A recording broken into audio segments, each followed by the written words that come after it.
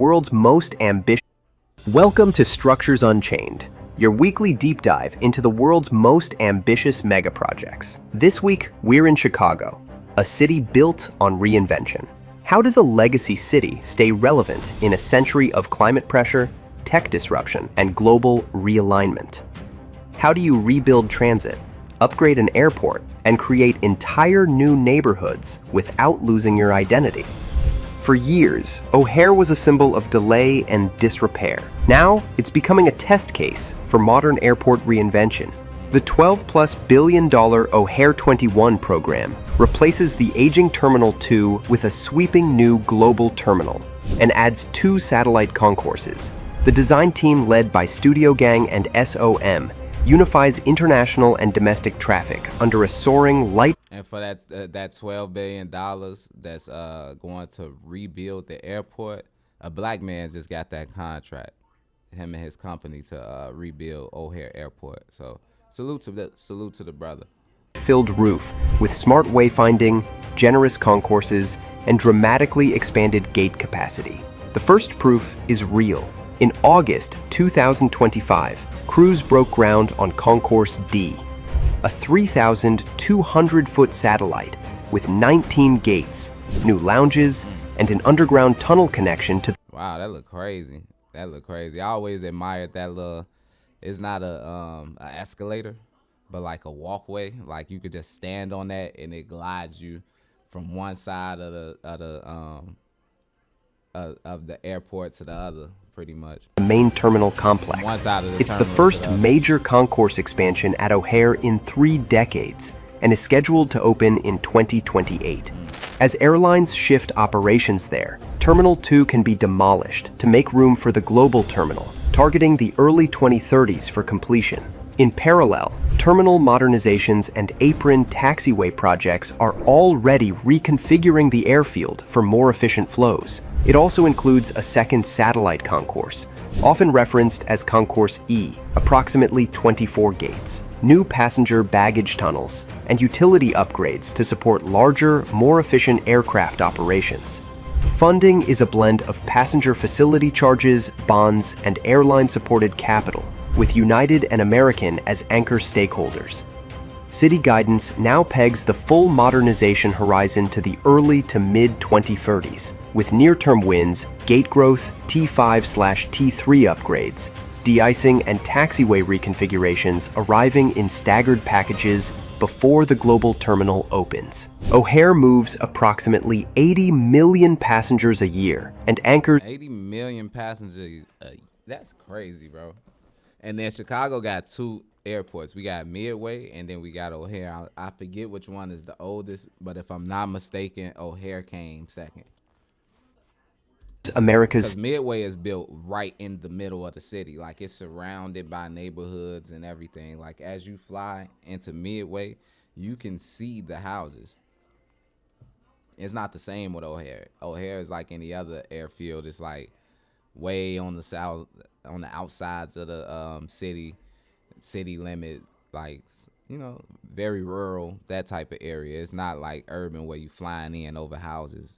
Central Air Network, a state-of-the-art gateway, lifts the whole national system. Faster connections, fewer bottlenecks, and a U.S. hub built to compete with the best in Asia and Europe. Chicago isn't just fixing an airport, it's rebuilding a strategic asset. Head south and you see a different kind of runway. Utility crews and survey stakes tracing the Red Line's long-promised path past 95th Street. The Red Line extension, RLE, will add 5.5 to 5.6 miles of new elevated and at-grade track from 95th to 135th with so it's going to do an elevated track, because for those who don't know, in Chicago, a lot of the L train on the that goes from the north to the south side, once you get past like 22nd Street, leaving the south side, going to Cermak, it starts to become an underground tunnel, like it's a subway almost. So when they say elevated, it's going to go over the streets. You know what I'm saying? It's going to be like a bridge. Like you could be walking on the street and you could look up and see it. 4 fully accessible stations: 103rd, 111th Michigan Avenue, and 131st Altgeld Gardens. Look at that. God damn it, when I was living on 103rd, I don't even live in Chicago no more, but when I was living there, I would have very much appreciated to be able to go from downtown on the red line to 103rd. Because I used to have to stop at 95th and catch a bus and then walk, you know what I'm saying, after I get off the bus. So 111th Michigan Avenue, and 131st Altgeld Gardens. Backed by a $1.9 billion federal full funding grant agreement finalized in 2025, and additional state, local dollars, the project has moved from concept to committed program, with early works advancing and full construction expected to begin in early 2026. For Roseland, West Pullman, and Riverdale, this isn't a map tweak, it's a mobility reset. The extension slashes transfers and travel and think about that, a mobility reset, because the whole thing is the L trains, it has like the red line, blue line, yellow, purple, green, orange, pink. So that's like 7 different lines. This train takes you, this transportation takes you literally all around the city. No matter where you're trying to go, northwest, east, south, it gets you close enough. And most cities ain't like that, you know what I'm saying? And most of the L train runs 24/7. time to the loop, connects residents to jobs and schools, and cements a rapid transit spine where buses have shouldered the load for generations. The build is also a jobs engine. Thousands of construction roles and long-term opportunities tied to station area reinvestment. 2025 brought political turbulence. Late-year headlines flagged a temporary federal funding pause during administrative reviews of grant programs. City and state leaders responded forcefully, and the CTA reaffirmed that design, property work, and enabling contracts continue, while the agency pursues restoration of obligated funds. The schedule still targets while the agency Yeah, that 103rd station would be definitely right there going towards Roseland. No. I'm looking at the 130th. That's, like they said, that's Altgeld Gardens.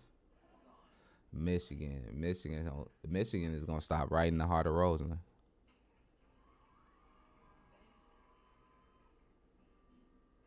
Trying to see where that 103rd would stop at. My bad, y'all. I'm a Chicagoan, so I'm figuring this out. It looked like it leans west a bit. Because east is the water over there. That's the east side. So it leans west a little bit, goes to 111, then comes back towards Roseland, and goes straight towards Altgeld Garden. That's pretty interesting. Pursues restoration of obligated funds. The schedule still targets early 2026 for major construction mobilization, with completion later in the decade. Nationally, RLE is a template for equity-driven transit, federal partnership, clear outcomes, and a focus on communities historically bypassed by major infrastructure. It's Chicago making good on a decades-old promise.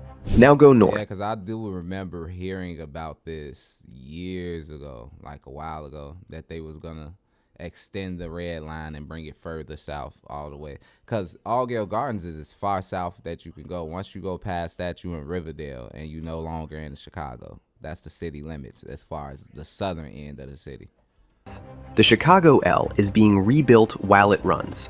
The red and purple modernization, RPM, replaces century-old track structure, stations, and signals to add capacity and reliability to the system's busiest corridor. Phase 1 has delivered 2 transformative milestones. The red-purple bypass at Belmont, a flyover that eliminates a... So you mean to tell me that they already did the north side and the south side is what they dragging on? Of course. 113-year-old at-grade conflict, and the complete rebuild of 4 Red Line stations: Lawrence, Argyle, Irwin, and Bryn Mawr. Those stations reopened in July 2025 with wider platforms, step-free access, brighter concourses. Imagine being able to build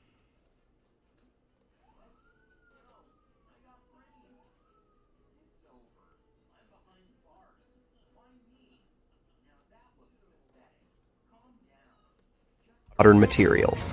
New foundations and track work between Belmont and Cornelia removed slow zones and prepared the corridor for more frequent, faster trains.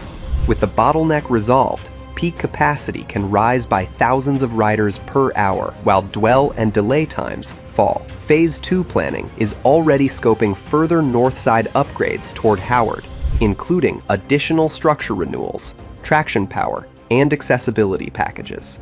America's big city transit systems are aging in place. RPM shows how to modernize without shutting down, through careful staging, temporary tracks, and relentless focus on safety and accessibility. It's not flashy, it just works. Where a rail yard once walled off the South Branch, 62 acres are being stitched into the city as Chicago's 78th neighborhood. Wow, so anybody that knows Chicago knows that the city is really huge. We have 77 different communities, 77 different neighborhoods. And most of that was annexed like after the 1800s going into the 1900s, like late 1800s, 1900s. Meaning that a lot of that was suburban area, and Chicago gave up some money and said, hey, we buying this. We're making this area Chicago. So within acquiring all those different neighborhoods, we ended up with Chicago being 77 neighborhoods. So they're adding a whole different one. This is crazy. The 78 is a multi-phase riverfront district planned for roughly 13 million square feet of offices, housing, labs, retail, culture, and 12 acres of parks and riverwalk. Street grids are being extended, utilities run, and the Wells-Wentworth connector now links the loop to Chinatown straight through the site. In 2025, the City Council approved a privately funded Chicago Fire FC stadium within the 78, a catalytic anchor for entertainment and year-round activity, with complementary mixed uses planned around it. Earlier city plans committed public funding for major infrastructure in and around the site.